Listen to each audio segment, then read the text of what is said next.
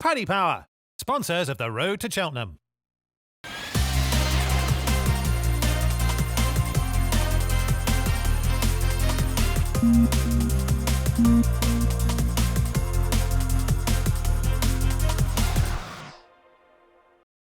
Hello everyone, welcome to Road to Cheltenham. We are back on Zoom this week. As I explained last week, Racing TV are currently moving house, and that means that Ruby, Walsh and I don't have a permanent home for the programme, Ruby, not in real life. Not in real life, no, but it suits me a little bit better, Lydia, than standing in the cold at Cheltenham, to tell you the truth. Yeah, we were both quite cold by the end of that, weren't we? Yeah, it was quite chilly, and then it warmed up, but yeah, look, great to be back. Underprepared, that's the problem. There's no such thing as it being too cold. It's just not enough clothes, isn't it? And I'm really thankful to everybody's feedback about our race IQ statistics, and the race IQ team are really pleased as well. It looks like, Ruby, it's a hit with the roadies, but obviously we're learning as we go with this. Yeah, we are, and there's a lot of data to decipher, and I guess every time I look at it, I end up looking at it from a different direction, a different way. And I look, it's something that's going to evolve. It's something that'll be a big addition to the sport over time, but we're going to need to gather more data so you can back reference one against the other, I think. Yeah, and learn how to build a profile picture of a horse over time as well, I think. And I think that's what'll happen. You'll build profiles for individual horses as much as for a race. Okay, so again, this week we're going to be having a look at some races through the prism of race IQ. We're also going to be doing all the usual stuff. There's plenty in the show, and we're going to start off with the 2 mile chasers. So there's plenty of action over the weekend, and the obvious place to start is at Cheltenham last Sunday, where Jonbon took on at least a couple of horses that he hadn't met before in Edwardstone. It was thought to be the big threat to Energumen in the Queen Mother Champion Chase, Nuba Negra, who'd won the previous 2 editions of the Schlur, and also Editeur de Gite, who had the benefit of a previous run, and that was in the Holden Gold Cup. Well, Jonbon made all of them look relatively ordinary. Ruby, were you impressed with this? I was impressed with him. I think not so much he had a little bit to prove, probably off his Arkle run he had, maybe not so more off his run at Sandown, but I don't think he performed in the Arkle for a number of reasons, and you know, it was up to debate. Was he going to be a champion chase horse or a Ryanair horse? But he was in against some hardened 2 milers here. And, or as you can say, some had progressed through handicaps, but they know their job and they knew what they were doing. And look, when we watched the race and they went a good even gallop, or a decent gallop. Editeur de Gite at the first fence was the quickest of the 4 horses through the air. But at the second fence, you could really see Edwardstone coming to the fore. He was the fastest horse through the jumping envelope. And again, at the third fence, he was. Now, the fourth fence was where Jonbon took the longest to get through the takeoff to the landing. But at the fifth fence, Jonbon comes out on top, and you can really see that to the eye, Jonbon compared to Editeur de Gite, even Edwardstone and Nuba Negra. That was at the fifth fence. The sixth fence, again, Edwardstone, and it's how quick Edwardstone gathers momentum on landing. The power he has, he always lands running. Nuba Negra was quickest at the water. Editeur de Gite just about fast enough at fastest at fence number 8. At number 9, Nuba Negra again was the quickest, but this is where it starts to turn. At fence 10, it becomes Jonbon, who was really good there. At fence 11, Edwardstone. The power behind lands up behind Nuba Negra, and then down the hill to around to the second last. Jonbon quickens away. He's fast at the second last. He wasn't particularly fast at the last, but the race was over. I liked a lot about it. The one fence in particular that I thought Jonbon was good at was the one he put down at. Was the ninth fence. Nico gave him a squeeze there. But when you look at that on the figures, it's how quick he gains his momentum. When he was short jumping as a novice and he got in close, he was losing a lot of ground. Whereas when he was sent forward and he changed his mind, he was really quick. Yeah, I liked how nimble he was there. I mean, it's down as the only sort of error of the round, but actually I liked his reactions. I thought that spoke well of the horse. It did, and everything with Jonbon was how quick he got away from his fences, more so than how quick he was on the approach. The one that always impressed you on the approach was Edwardstone, but Jonbon was able to pick up that momentum. I thought it was a really good performance. He opened up and went away a long way. Looking at him on the run in with his ears pricked, to me, he looked like he still had plenty in the tank. And to me, sometimes horses have to go and have races and learn to win and, come out the other side of it. Well, psychologically, that's his first win at Cheltenham. I think we can forgive him being beaten in the Arkle and in the Supreme by Constitution Hill. But, it's still pretty important. Now, you mentioned when you were analysing that race, you mentioned the jumping envelope. Now, we did introduce the roadies to that concept last week, but just to repeat it, what is the jumping envelope? It's the 30 metres before the jump and 30 metres after. So it's the horses who are slowing down on the approach. 30 metres is little over 3 strides. So it's those that have to slow down to put themselves right, get the jump, and then those who can land and pick up on the far side. So it's 30 metres either side. And Edwardstone was really impressive at that. But the difference was tiny to Jonbon. And I thought that was a big step forward for Jonbon. Yeah, Edwardstone's experience of jumping really showed overall, didn't he? He gained about a length overall in the race, but that was, I think, probably quite impacted by the last fence jump. Nico de Boyenville, race 1, being careful. Yeah. Nico won it between 3 out and 2 out when he let Jonbon gallop, and then the race was over and steadied up, and Jonbon was quite nimble at the last and popped it. But I'd say all in all, it was a good performance, and you'd be a brave person to oppose him in the Tingle Creek. Where he goes after that, then Lydia is open to debate. Again, just looking at the race IQ data, the average speed recovery time overall from the jumping, 1.15 for Edwardstone, 1.49 for Jonbon in seconds, which meant on average Jonbon lost about half a second in the envelope. And there was a greater deficit in lengths going jumping until 4 out. For me, the eye, as you say, backs that up, in that I feel that like Jonbon was just happy, almost toying with what he was doing. He was just marking time until from after 4 out. That's where the race changed. That's where Jonbon took over, and that's where jumping counted most, and that's where his jumping was best. Yeah. That's one way of looking at it. Again, with this data, you're trying to read it and figure out where it's going and where it's going to bring you. To me, it was more Jonbon staying at a level and the others dropping off that level. Mm-hmm. I don't think, even when you look at it, the times he was in the envelopes, they got marginally quicker as the race went on, but only marginally. To me, Jonbon was the most consistent throughout the race. Okay. And maybe he was doing it a bit easier in the first part, and therefore he was able to do it in the second part. But to me, he just stayed at a level. And look, again, that's what we say, when you keep gathering this data, it'll get more relevant. It will. So your thoughts on the two of them, just to sum up overall that race from the sort of data perspective. Data and your eye. I mean, I'm sort of guessing with the data. With your eye, what did you sum up? You're heading champion chase with or Tingle Creek, Clarence House, champion chase with Jonbon, and you're kind of scratching your head with Edwardstone. Well, more on those thoughts, particularly about Edwardstone later on in the programme. But first of all, it's time for Ruby to analyse this.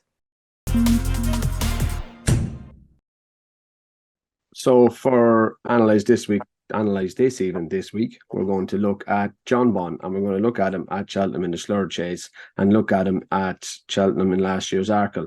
Now, what's relevant to the eye here is Jonbon to Editor de Geet and Jonbon to Dysart Dynamo. So at the fence past the stands, he gets up on the Editor de Geet, he loses on Dysart Dynamo. Same with the first in the back straight, the water jump, lands beside Editor de Geet. Again, he's losing on Dysart Dynamo in front of him. The ditch, again, loses on Dysart Dynamo, stays with Editor de Geet. And at this fence, when he puts down, to me, he's much quicker than the year before when he got in. Now, I think that's just maturity, maybe a different race, but I love when second season novices can step out and go with the older horses. Last year, he was losing on Dysart Dynamo and El Fabiolo. This year, watching him in the Slur, he was at least keeping to Editor de Geet and barely behind Edwardstone. I would think if he is going to progress into a champion chase horse, he has to stay at that level and even get a bit better. So, Ruby, in Analyse This, you're accounting for the difference between the way that Jonbon jumped in the Slur as compared with the Arkle as being maturity. There are potentially other factors, aren't there? There could be many more, but I'm just going to choose 3 others. Ground, the change of jockey, and the health of the horse. Let's go ground-wise, first of all. It was actually softer on times, wasn't it, in the Slur as compared with the good to soft of the Arkle? Yeah, and you would expect horses to be able to jump faster and slicker off a sounder surface. Unless that particular horse has a huge preference for soft ground, then they will obviously let themselves down and their stride pattern will be different. But Jonbon is a walk in the park. He's a brother of Duvan's. I can't imagine that he's a much better horse on soft ground than he is good. So we'll rule that one out for a start. Yeah, there's no evidence to say that he doesn't like anything other than a soundish surface, and that would be at his best. And I should just stress, those were the ground on times. Officially it was soft on both, but time wise it suggested that the Arkle was good to soft. Right, the change of jockey. Nico de Boinville rode Jonbon to win his bumper at Newbury. He was set to ride him on his reappearance, had a schooling fall the morning before. Aidan Coleman took over, and things have never changed since, until on Sunday, with Aidan Coleman sadly being injured with quite a serious knee injury. And Aidan, we hope that you are back soon. I know that you're aiming for the Tingle Creek weekend, and I hope that you're able to do it. So is the change of jockey, can that be anything to do with it? Look, people would argue it can be, and they're very different riders. Nico rides much deeper, Aidan rides a little bit shorter. They have completely different styles, but you tend to find jockeys ride horses from the vibe the horse is given them. So I would look at it for the third argument you're going to make, in that Nico was getting a much better vibe from Jonbon than Aidan Coleman was in last year's Arkle. To me, in last year's Arkle, Jonbon never wanted to attack and was therefore always getting in. But that comes from a jockey's point of view. That comes from the vibe the horse is giving you. Aidan wasn't sending him, I'd say, because the horse wasn't giving him the vibe. Whereas on Sunday, Nico was, because the horse was giving him the vibe. Yeah, you're calling it vibe. I was going to say healthier. Same difference, really. That for whatever reason, the horse wasn't healthier. Healthier is probably the wrong word. But you know what I mean? He wasn't bouncing on the day in the way that he was in the Schlur. And even I think Nicky Henderson has referred to it, saying that he felt that Jonbon wasn't quite right when he met El Fabioli in the Arkle. And maybe he wasn't, but that would definitely would explain the difference in both the way the horse were ridden at 2 different days. To me, I call it vibe, because it's the feeling you're getting, or a jockey is getting from a horse, that you think, wow, this is on fire. I can roll and ask it wherever I want to, or I'm a little bit dead here, I have to hang on to it. To me, that was the difference in the way they were both ridden, or the same horse was ridden 2 different days. I get that. It sets up a fascinating rematch, unlikely to happen until the Queen Mother Champion chase itself. And obviously they're the heirs apparent, with sadly Energumen sidelined for the rest of the season. Jonbon versus El Fabiolo. Nicky Henderson, before and after the Slur, has been keen to emphasise that the score between them is 1-1, that Jonbon was beaten in the Arkle, but had beat El Fabiolo more narrowly at Aintree the previous season over hurdles. So we asked the roadies this social media poll: can Jonbon reverse the Arkle form with El Fabiolo in the 2024 champion chase? What do you think, Ruby? I think Jonbon's a massive runner, and I think that Jonbon definitely will give El Fabiolo a race. Will you reverse it? I don't know, but I'm just thinking, I'm not suggesting this for 1 second, but Energumen's path to Cheltenham was Hilly Way, Clarence House, Cheltenham. Mm-hmm. That is the way Energumen went. El Fabiolo is going to go to Cork for the Hilly Way. There is a chance that could mean Clarence House, Cheltenham, which the clash with Jonbon might happen in February. January the 20th, I think. Yeah. That's there is a possibility. Obviously, Fabiolo could wait for the Dublin Racing Festival, but Energumen didn't, and it'll be interesting to see what way Willie Mullins go. Trainers are creatures of habit. And obviously, Jonbon could go Game Spirit on the 10th of February, alternatively as well. He could, yeah. One place that probably won't be going, though, is the Desert Ox. Yes, yes. More of that later on in the show. So we've asked you the question. Our survey said. So that's what you all think, edging it to El Fabiolo. And these are some of the feedbacks that we have. So we'll start with John. And he says, Ruby, essentially that we know now that Jonbon has started this season in improved form. We don't yet know that about El Fabiolo. How is El Fabiolo? He's great, yeah. Not about it. He's absolutely flying, but that is correct. And that is the proof. Jonbon has done it on the track. El Fabiolo still has to go and do it on the track. That's a very pragmatic way of looking at it. Yeah. We've got a roadie regular. Good to have the Iron Horse back in the house. And he makes the point about believing that form can't be overturned. And if Alfabiolo, he says, on the other hand, is younger, less experienced, and has more scope to improve as a jumper. He said, I think we should at least waste for the hilly way. I mean, this is horse racing, Giants Causeway. Most of the fun is arguing about the stuff before the races itself and after the race itself. Quite often the race itself is a disappointment. If we can't have this, what is there in horse racing, particularly on this side of the Irish Sea? Anyway, I digress. David Casey, not that one. This is the 64 millionth of the deadly pass. I did read that and think, what? Although, I mean, he is performing to type. I don't see any reason he'll reverse the form. Jonbon looked equally as impressive as a novice until he ran into Alfabiolo, who's a massive unit and arguably has more scope for improvement and is really strong through the line in his races. Are you sure it's not Willie's assistant trainer who's treated us too many words for Willie's assistant? And then we've got Harry Reynolds, who's a Bon lever. He said, absolutely, there's every chance that the form can be turned around.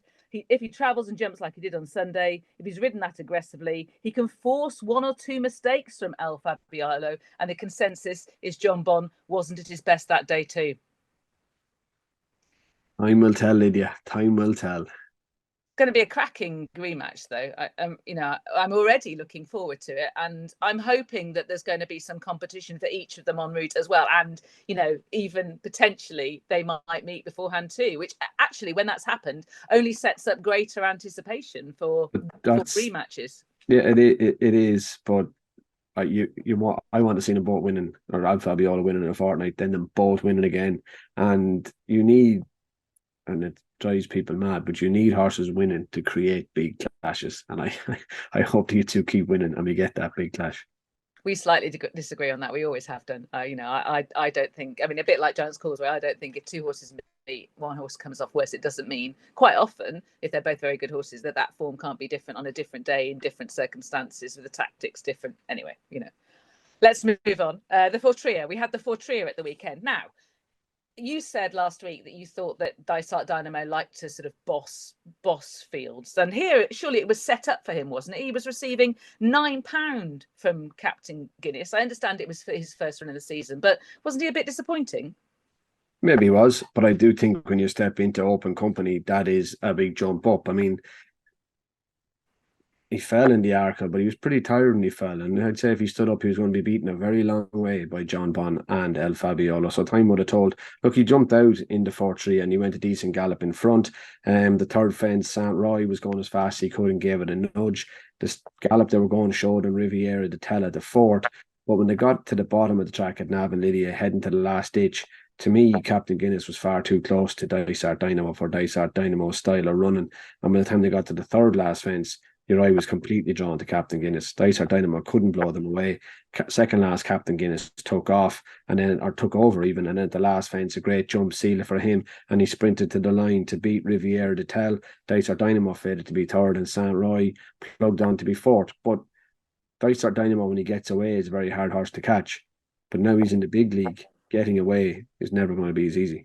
Yeah, he shaped to me, and as did Sanoir, as they were both come on quite a bit for the run, because Paul Townend just seemed to recognise there was nothing left with Dysart Dynamo, and St. Roy looked, having been settled well off the pace, just looked laboured late on. Didn't jump like a 2-miler to me, no. St. Roy. Ditched past the stands in particular. When he landed and you could see Mark Walsh giving him a squeeze, he didn't jump like a 2-miler. And Dysart Dynamo gives you what he has. I could say, I can imagine Paul Townend when Rachel Blackmore joined him at the back of the third last, thinking these last two fences are starting to look big. That's it then. Could Samuel just have been rusty though, rather than not? Yeah, maybe. I don't know. He was a county winner as a 5-year-old. I don't know. Does he want further? Is he going to want further? I'm not so sure. He's becoming a hard enough horse to place. Surely he wants handicaps. I mean, is the kind of horse we're going to see in a handicap at the end of the season? One of the big, important, valuable handicaps.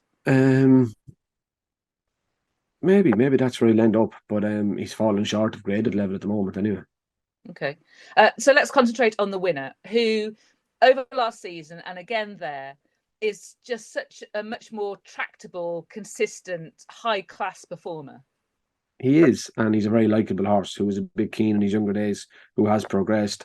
Now, he was well beaten at Sandown last year by Jonbon. He won the 4 Trial last year. He's won it again this year. It'll be interesting. Will he go to the Tingle Creek? 4 Trial was the day before the Slur. It's 3 weeks to Sandown. It'll be interesting to see if he goes there and takes on Jonbon. And I hope he does, because we can give us all a measure of just how much Jonbon has improved. Yes, absolutely. So that seemed to be what Henry de Bromhead seemed to be saying about Captain Guinness. There's the betting for the Tingle Creek. Paddy Power have Jonbon at 1-4. Captain Guinness at 5-1. Edwardstone, who we'll discuss in a moment, also at the same price. And L'Empresse, who might be making his reappearance, might in the Tingle Creek. So that would be interesting. 3 3/4 lengths, is that right, between Jonbon and Captain Guinness in the Celebration Chase at the end of last season? I mean, that was a big thing for a novice to be able to do at the end of the season. It was. I thought it was further. Oh, maybe I'm wrong. I thought he did a little. I didn't watch the end of the race. They jumped the last, it was all over. I'm just checking. 3 3/4. It was right. Yeah, Guinness, you're right. It was more dominant. It was more dominant than the margin. Yeah. Okay, so let's talk L'Empresse. Andy Edwards, who is his owner, was quoted in the Racing Post last week that the Tingle Creek is still possible, but he'd wanted it to be proper soft ground, and he's still not quite sure whether he'll be ready in time. He's been slower to come to hand this season after being given time to recover from his King George injury, and he stressed that there's no plans beyond potentially getting there for the Tingle Creek. Now, he's won at Sandown before, but this is 2 miles against the very best. I mean, this is very much a stepping stone race if we saw L'Empresse there, surely. It would be, but I wouldn't be against running stayers in 2 mile races. I think for a comeback run, it can be a great place to start them. And I think it'd be great to see him back. I mean, we all felt he was going to be a big player last season. Unfortunately, he had that injury in the King George, but it would be great to see him back. And look, I don't think I could see him winning Tingle Creek in the whole of his health, let alone after 10 months off, but I think it would be a good place to start him. Yeah, I agree with that. Edwardstone then, Alan King, his trainer, was thinking, okay, the Slur is going to tell us whether I go up in trip this season or whether I stick at 2 miles. He was leaning, I think, towards going up for 2.5 miles to the Peterborough Chase, which has now moved back to the Tingle Creek weekend. Afterwards, though, Tom Cannon was still thinking that this is a 2 miler. What was your take on Edwardstone? Well, it depends on how much they think Edwardstone is going to improve for the run. But he did jump and travel like a 2 miler. He was quite keen. Would you say he failed to quicken with Jonbon? I wouldn't think so. He's a bit of a head scratcher. It would depend on how much they feel he's going to improve fitness wise. But again, you would like him to win a race. So could you see him winning the Peterborough and not win the Tingle Creek? Probably. Yeah, he's tried 2.5 miles once over hurdles and seemed to stay. He finished third that day, keeping on. But he's 9 years of age, and that's just once he's tried 2.5 miles, which doesn't that tell you something? Yeah, probably if you're going to try the Peterborough, it's probably the right place. Huntington flat track. Yeah, that's right. I'd probably be trying 2.5 with him. And if it does work, it opens more doors. When you stay at 2 miles, you are pigeonholed into one department. Yeah, absolutely. You mentioned earlier on the Ladbrokes Desert Orchid handicap chase. Keyword handicap this time around, because the British Jumps Pattern Committee have changed this from a weight for age chase to a grade 2 limited handicap chase, with the lowest weight 10.6, the highest weight 11.12. Penalties after the 16th of December for each chase won £4. No penalty to increase the weight above 11.12, and a novice can only be qualified to run if it has run a minimum of 3 times in Britain, Ireland or France. What do you think the impact is going to be on that race? Time will tell. What did it usually attract? 4 or 5 runners, did it? The Desert Orchid. It'll be interesting to see, does it attract any more runners? Highland Gold Cup had 4. It might attract more competitive runners, if you see what I mean. Possibly. As in more horse, similar numbers, but more of them might be competitive. Yeah, time will tell. You'd be hoping it will be, by making it a limited handicap. The only one issue I have with that is,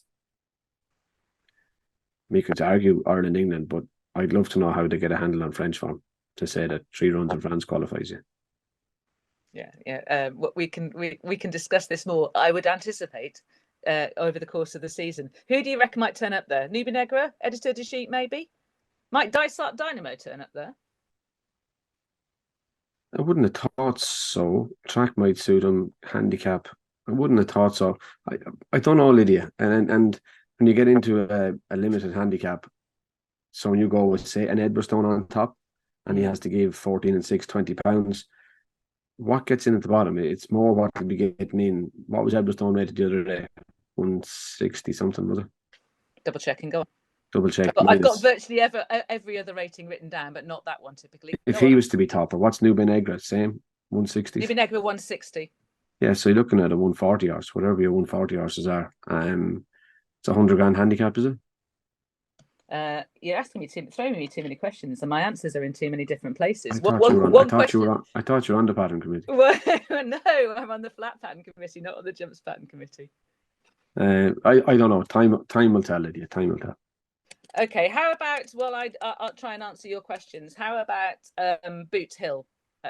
Surely he might be the kind of horse that might be going there. Now, he's already won a Premier Handicap this season at Ascot in the early part of November. He runs in the Hurst Park, a race that he won last year. This weekend, could he be the kind of horse you might see there? That's what you're looking for. Those Ascot handicap chases. I think there's one in Newbury.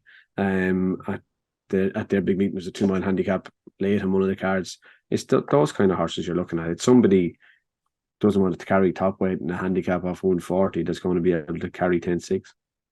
167 Edwardstone, and the Desert Orchid is worth 56,950 to the winner, with prize money down to 6th. That'd be $100,000 chase.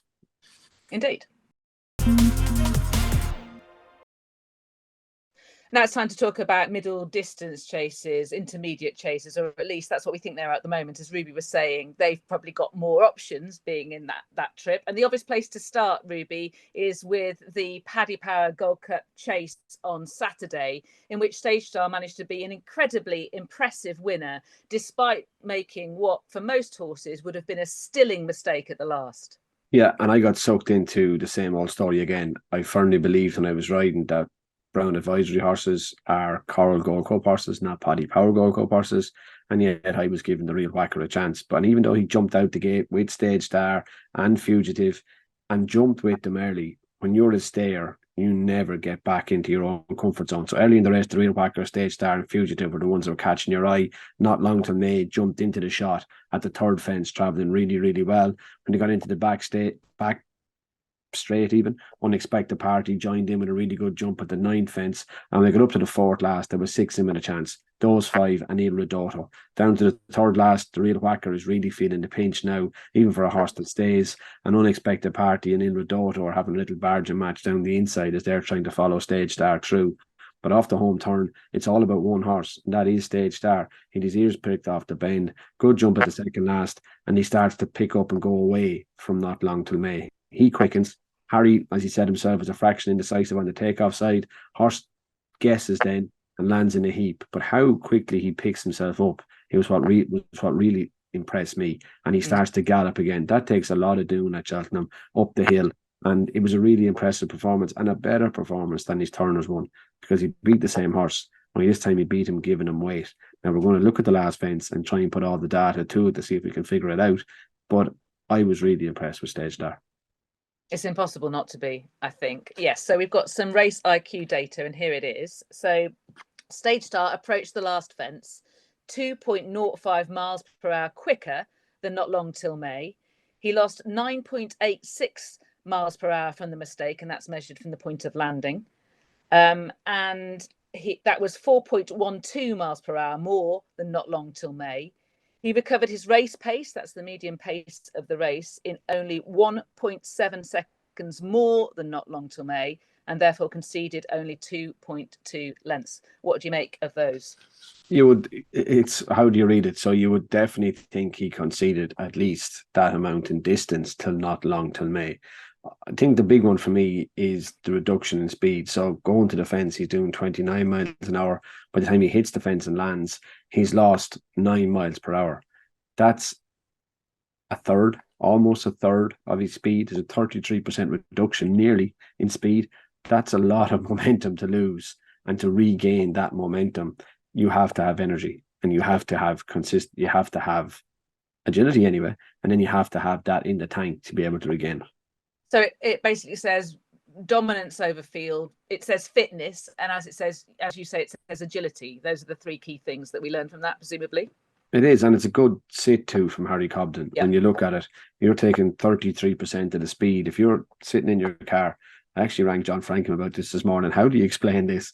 And he said, well, put someone in a car, tell them to do 30 miles an hour and stop at the 20 and see how close they are to the windscreen. And do not do this at home. Do not do this at home. That was John Franklin's recommendation. Yes, it sounds like him. Yeah, but it is a good way of putting it. And I'd say it's a fair performance. To me, if you think, imagine if he doesn't lose that, how far does he win? So you can say it's only 2 lengths. I'd say it's a good bit more than that.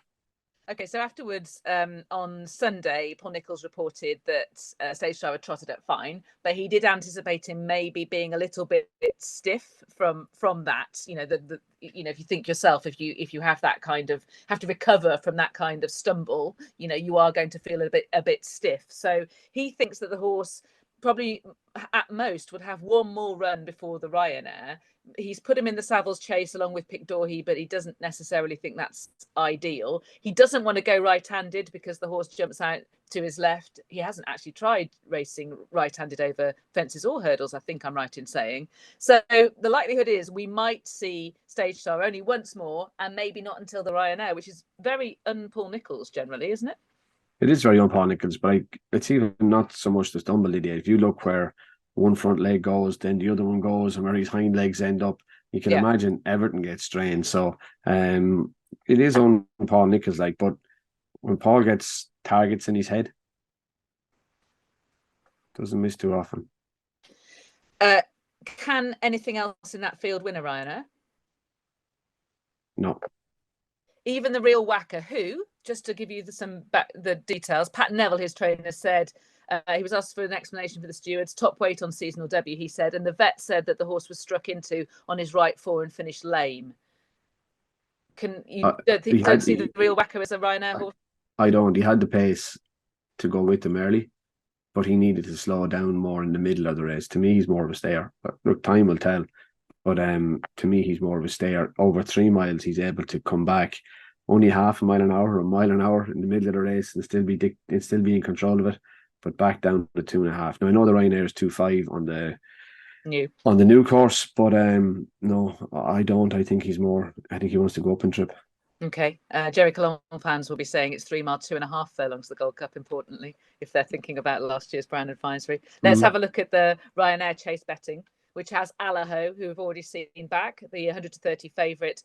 Stage Star at 7-2. Jonbon still there at 10-1. No word of Ryanair past Nicky Henderson's mouth about Jonbon after he won the Schlur, and not shown on that betting is Edward Stone at 25-1. But really, we have some significant races this weekend, which might impact on that, might also impact on the staying scene as well. We're going to start with the 1965 chase over 2 mile 5 at Ascot, and there are the declarations for it. Should be an interesting race. We'll talk about the decision that Nicky Henderson made in a moment to run Shishkin here rather than the Betfair chase. But first of all, we're going to focus on Picdorhi and his first Grade 1 win of his career, which was in the Melling chase at the back end of last season. Yeah, look, he bucks out down the inside under Harry Cobden and hit the first fence a good dig as well. And he was lucky. Now, Manila Drama took him on across to the cross fence, and by the time to get back to the last on the first circuit, Picdorhi has settled in behind him. The 3 out as they're finishing, Harry Cobden gets a beautiful run through, and Manila Drama's inside. It's just a golden passage for him round the bend to the third last. The second last, he landed in front, and he quickened away. And even from the last to the line, as Faki Didari looks like he's coming at him, going to the last. But when they land and go to the line, Picdorhi has galloped all the way strongly. It was a good performance. Personally, I think it was really good placing by the trainer. I thought he spotted a Grade 1, picked one, and won it with him. Yeah. I tend to agree with that. I was impressed that his jumping held up to some degree. My thing about Picdorhi is that he has the propensity to make one very big mistake. And he made it at the first when he was full of energy. So he was able to get his feet out and keep himself upright. But he He's not straightforward, but I thought he was well placed last year. Okay, so the fact that Harry Cobden is riding him at Ascot, along with some other rides on the day, and not Bravemansgame in the Betfair Chase, has created a lot of heat. I'm not sure how much light. Here is the thoughts of some of the roadies. Alfie Potter is saying here, and he's contrasting him with Paul Townend. If Calipin Deschamps was running, I'm certain Paul Townend would be riding, even if it meant not riding a potential full book of rides in Ireland. Then we have Ben Cottrell saying, a complete non-story. The media are making something out of nothing. I'm really disappointed, Ben, that you haven't put MSM there rather than media. I mean, get with the programme. In a team sport, you sometimes have to do what's best for everyone. This is no different. And Dan Anders says, can you imagine Ruby Walsh being told you're not riding To Star in the Betfair Chase because you're riding some average handicappers at Ascot instead? Quite rude to pick Dorhey, but nonetheless. Anyway, we don't have to imagine what Ruby Walsh would say if he was told that. We can just ask the man. Ruby. I'll answer if you tell me what MSM is. Mainstream media. All right, mainstream That's media. That's you, that is. That's me. Yeah. I'm mainstream media. You right. are. What are you then? I'm mainstream. Well, I'm slightly less mainstream. If we're honest, I'm slightly less mainstream than you, Ruby. You're mainstream than me, more mainstream than me. You lost me somewhere in that anagram you had there. You lost me. But what Answer would the question. Answer the question.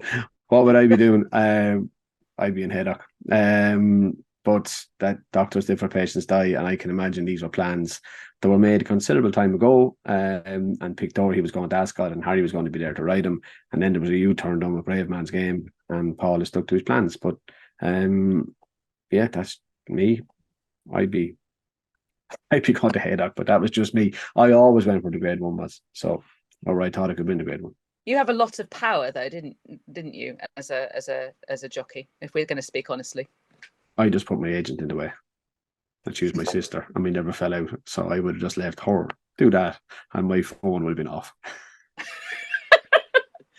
Also, I mean, I think that Pictor probably needs Harry Cobden more. Do you know what I mean? I mean, well, look, if you're Paul Nicholls, you've got to put he's playing chess, and he's got to put the pieces in the right place, and he's doing exactly what suits him, and he is the boss. Andy Hughes reckons it's a punishment. This is what he thinks.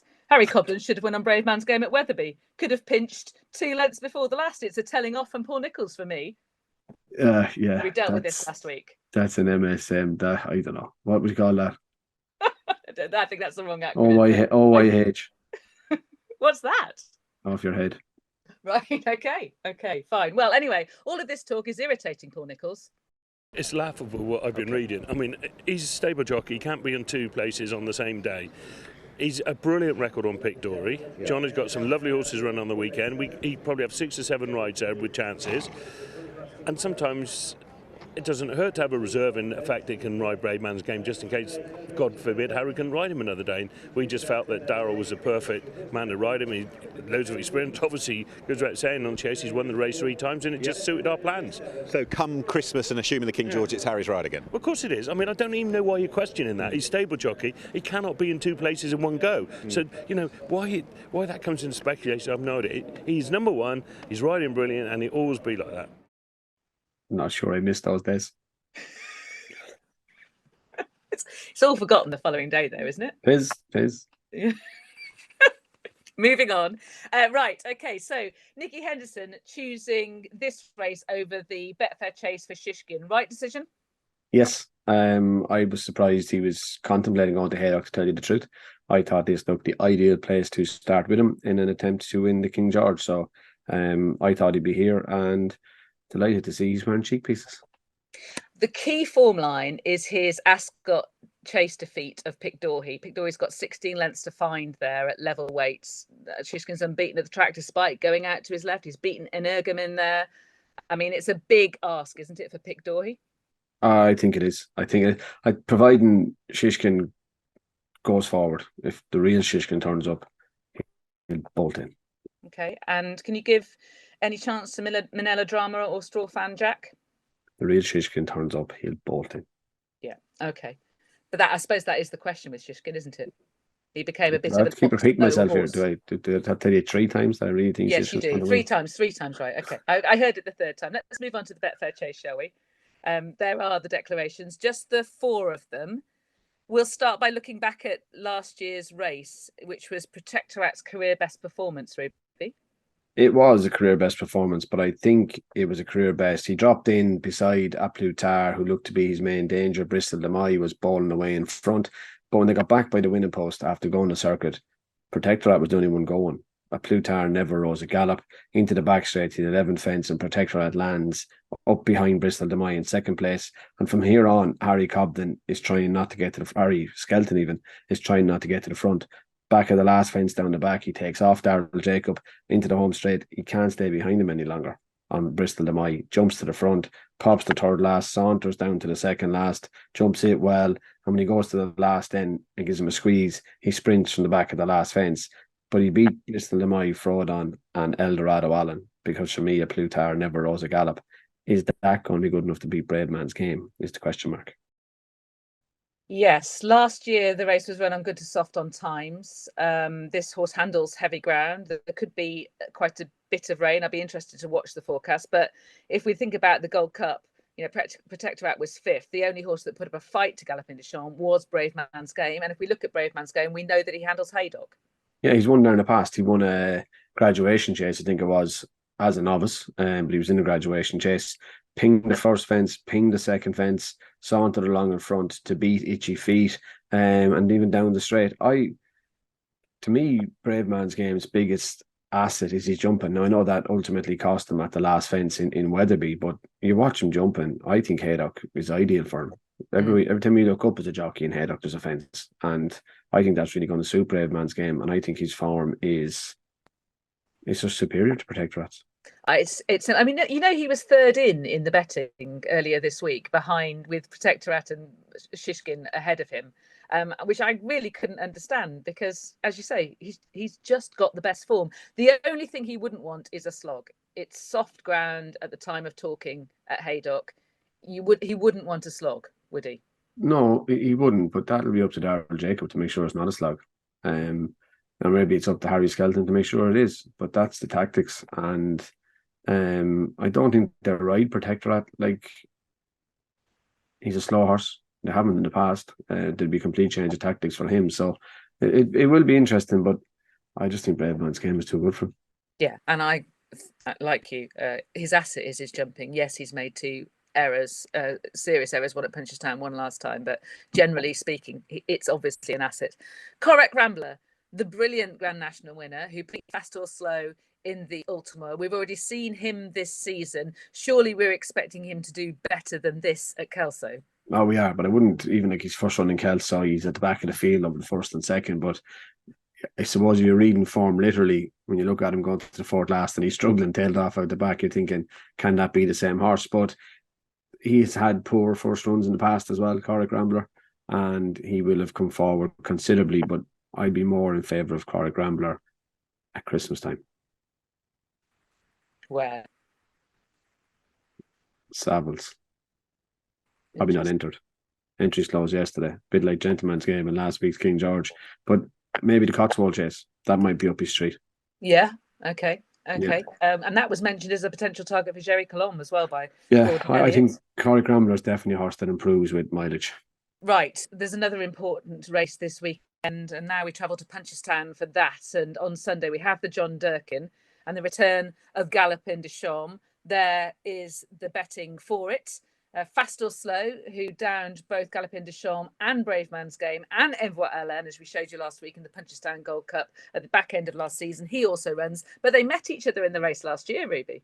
They did, and Fast or Slow needed to run in this kind of race to qualify for a handicap because of his profile from France. But Lifetime Ambition jumped out in front. When they got to the 4th fence, Fast or Slow and Galopin Des Champs were side by side, 3rd and 4th. Fakir Dudari was sitting in second place to the 4th last, and Fast or Slow was just in front of Galopin Des Champs. But when they get to the 3rd last, Fast or Slow is going backwards, Galopin Des Champs is going forwards. Galopin pinged the 2nd last and was very good at the last again. I don't know, even watching him, Lydia, over 3 miles at Punchestown in April, Galopin Des Champs looked a faster horse than Fast or Slow. when they all went at it out of the back straight, Bravemansgame, Envoy Allen and Gallop in the Champ, Fast or Slow was the one that got dropped, and he came home the best, I think, over 2.5 miles on Sunday. Unless Fast or Slow is improved again, I think he'll find this trip a bit sharper. Totally agree. See it absolutely the same way. That's the key asset of Gallopin de Champ, isn't it? That he has tactical speed and yet is a thorough stayer. So an excellent start to his season, we hope. And Martin Brassil, I should just say, has made it very clear that Fast or So, this will be a stepping stone to him. He expects him to improve quite a bit for the run. So that's Martin Brassil. Did I say that wrong? Brazel. Sorry, Martin. I was thinking you had someone else tweeting you or texting you or something there, Martin Brassil. Martin, I can only apologise. So lads, apparently I'm meant to be asking people at home to subscribe to the Paddy Power Racing YouTube channel. I said Niall's a false start. Shut up, it's not a false start. You've described this day as possibly your worst day ever. Have you ever heard of Ruby Walsh? Sound like the man that takes some juice. A John Wayne lookalike on him, more than likely at the same time. Wow. Second horse isn't worth the mares. This is expensive Mars Park. A fence at Cheltenham where you go like that. That'd be an entry, yeah. I cut your nuts off. What do you think had happened to you?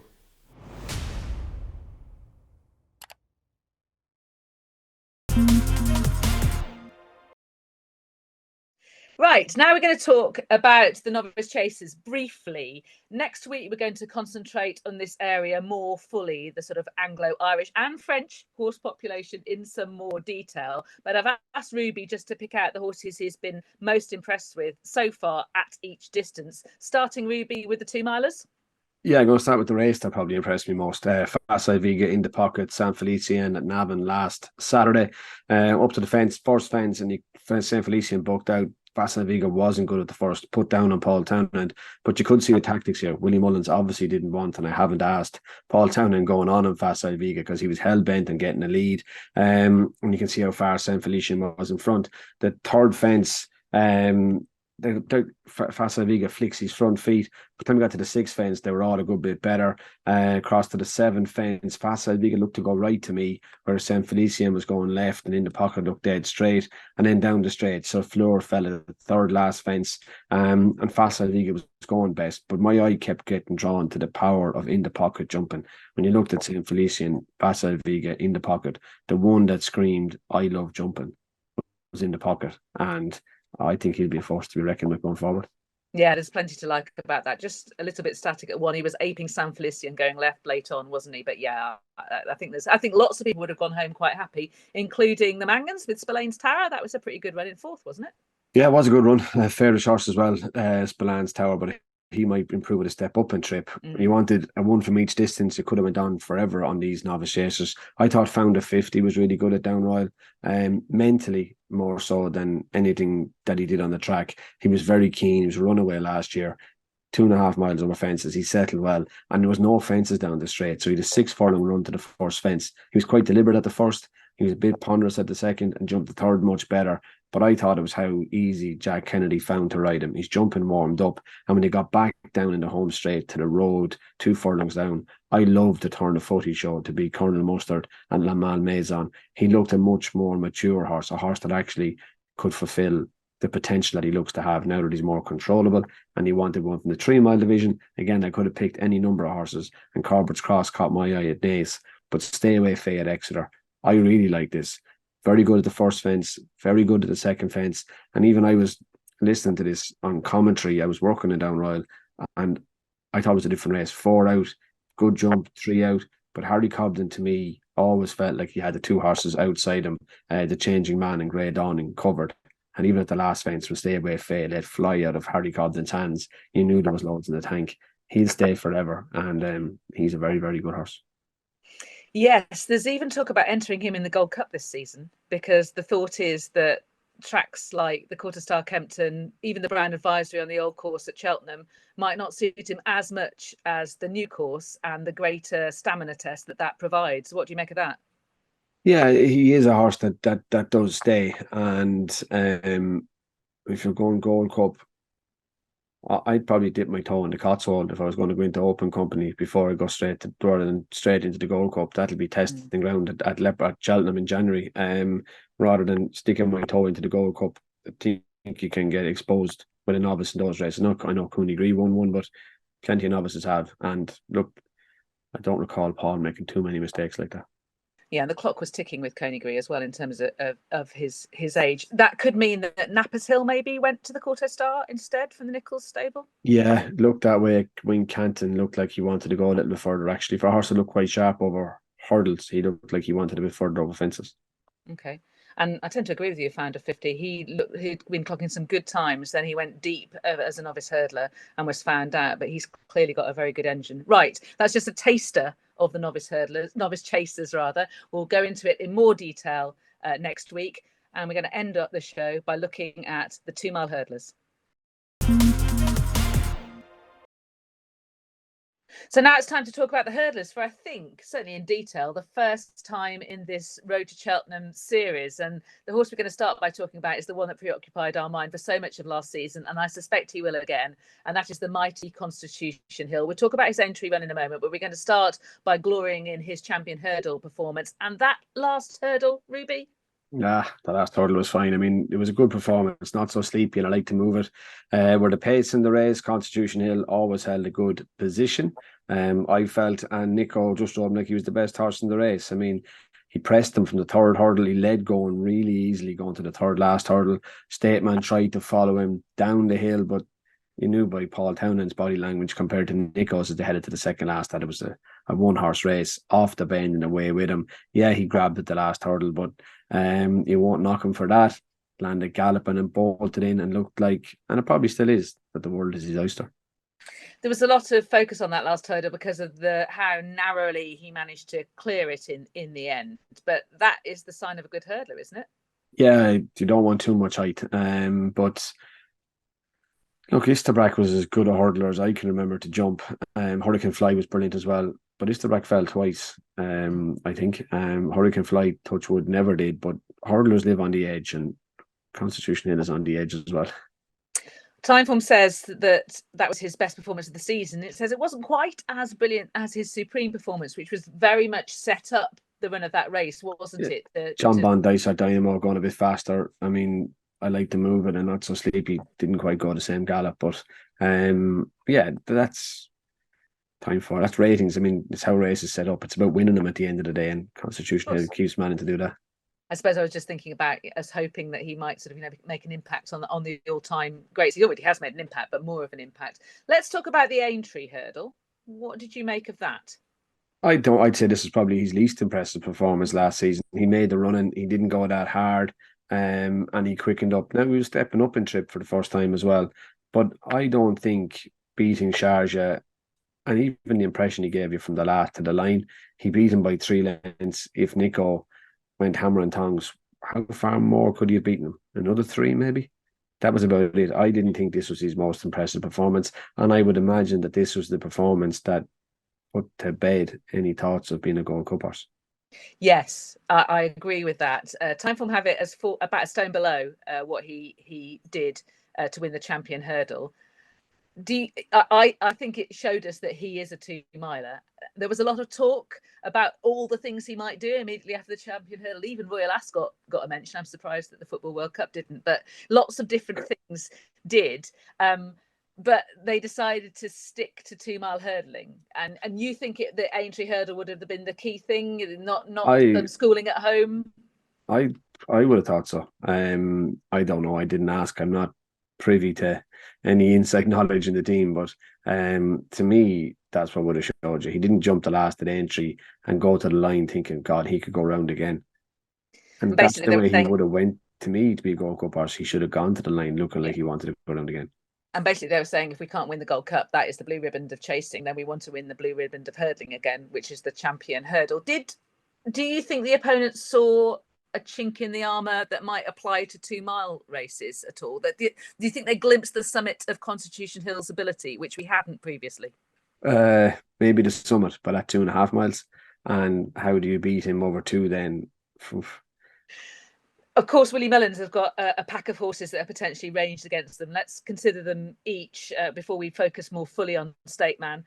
State Man stays hurdling. That says to me he can't jump fences. wouldn't be his strongest point. So it wouldn't. So he's sticking over hurdles, but he did win 4 Grade 1s last year as a hurdler as well. The Morgiana twice at Leopardstown and back at Punchestown. And the only thing is, did he improve much through the year? I'm not so sure. He started in the Morgiana last year behind Saldier, went to the first hurdle and he was a bit high in the air. He was steadily at the 5th hurdle, the 3 out. Sharjah gained ground on him jumping. Second last, it was all square and he sprinted away to win jumping the last hurdle. But when you look at him then at Punchestown at the end of the season, he's making the running. He goes to the first hurdle. Again, he's high up in the air. The first hurdle, maybe that's just a thing with him. He was good and straight at the 5th last. He was okay, 3 out, 2 out with Vauban and a few more coming at him. But he showed the same turn of foot off the bend to beat Vauban that he had shown early in the year to beat Sharjah. Look, he is a very good horse, State Man, but just hard to see him beating Constitution Hill. Yeah, really good performance at Leopardstown over Christmas. But yeah, he Paul Townend just seemed to sort of recognise second was the best he could do. Obviously at Cheltenham. Vauban, now, he's been tried on the flat. He's been very impressive at Royal Ascot. Then he travelled to Australia for the Melbourne Cup, where he finished 14th and ran a bit flat, didn't he? Didn't run his race, ran no race at all. But he's home. He looks well. So is Absurd. Will he come back over hurdles? I'd imagine. I'd imagine he could even be entered in Leopardstown at Christmas. He was written down for the race anyway. So yeah, I'd imagine he will. Okay. And if there is a horse that could threaten Constitution Hill, I think it's this next one, who I was a massive fan of last season, and he won the Ballymore. It's On Perry Pass. Yeah, he could be. He was very good in the Ballymore. Came back and won at Punchestown again. It was the owners actually that decided they wanted to have a go at hurdling, so he stayed hurdling. And yeah, he's going to go to Fairyhouse in 8 days, 10 days time. That's where he'll start. He'll have to face Tehupu and a few more there, but a good starting point for him, and be interesting to see where they go through the year himself and State Man. Absolutely, yeah. He's in the Hatton's Grace, as you mentioned, but that it's quite typical a Ballymore runner. Weirdly, the Ballymore can often rely on speed, more than stamina, can't it? Even though it's the longer trip as compared with the Supreme. Yeah, it's just the style of the races. The Supreme can be run flat out, whereas the Ballymore can be more tactical and you actually need more speed to win it. But it'll be interesting to see how much he progresses. Was he as good a novice as Constitution Hill? Hard to say he was. No, he wasn't. We're going to have a look at the Morgiana. There are the declarations for it. Sadly, only 4. Phil Dudari, Pied Piper, State Man, and Echoes in Rain. Ruby, you've already discussed State Man and what he did last season. How about his stable companion, the mare Echoes in Rain? What's her chance? It's a slightly different race this year. It was 3 of Willies and 1 of Noah Meads last year. It's 2 of Willies and 2 of Gordons this year. Echoes and Rain is race fit, as too is Pied Piper. He's been running on the flat, but Echoes and Rain signed off really well at Punchestown last year in a really decent renewal of the mare's hurdle. Paul Roder dropped her in at the back. She was quite keen, and you can see her going for the 3rd hurdle. She's got a really good grip of him. Now, she did make a mistake at the 4th last, but the time to get up to the 2nd last, she's behind him. Epitant, Brandy Love, Love Envoy, she wears it well, Anna Bonina. They were a decent bunch of mares, but she sluiced through them off the home turn and sprinted away going to the last hurdle to win. Now, she does drop a half a mile in trip, and that was obviously 2.5. She's coming back to 2. And Pied Piper, he was well fancied in the Cesara, which they both have race fitness on State Man, but I think they're both a little below him as hurdlers, and they are plenty below him actually. Yeah, I know that when you were looking at the entrance of the race, you were thinking, oh, if Irish Point hangs around in this race, it could make it much tougher for State Man. I suppose the Mullins camp might have a bit of a sigh of relief that he's not there. Not disappointed. Not he's not there. But what that does mean is that he'll probably be in Fairyhouse next weekend to take on Imperial Pass. Yeah, he probably was, and maybe signalling a step up in trip for that horse. So how do you envisage the Morgiana being run? Phil Dudari. There's 3 fit ones and 1 having its seasonal debut, so don't really need to be a rocket scientist to figure that one out. Yeah, okay. Test the fitness. Is that what you're saying, Ruby? Exactly. If you can. Well, that's the other side of it. That is the other side of it. Sometimes you can go and try and test someone else's fitness and go too fast for yourself. Yeah, and yeah. Particularly if that other horse is very, very good as State Man is. Right. Okay, so as you can hear, there's going to be loads to analyse on next week's Road to Cheltenham. Ruby, thank you for your thoughts this week. Thank you all for watching. If you need a little bit more, you can always go to the Racing TV website /Road to Cheltenham. You can pick up the column there and also past editions of this show. And we will be coming to you from Newbury next week. Where we will be shivering more layers next week for both of us. Note to selves. Definitely. See you next week.